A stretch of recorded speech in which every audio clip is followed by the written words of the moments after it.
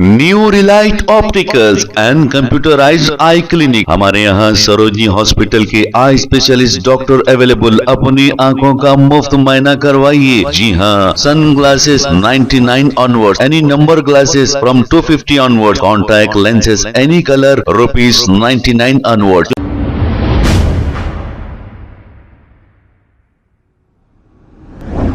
अस्सलाम वालेकुम नाज़रीन, 7H न्यूज सच को रखे आपके आगे।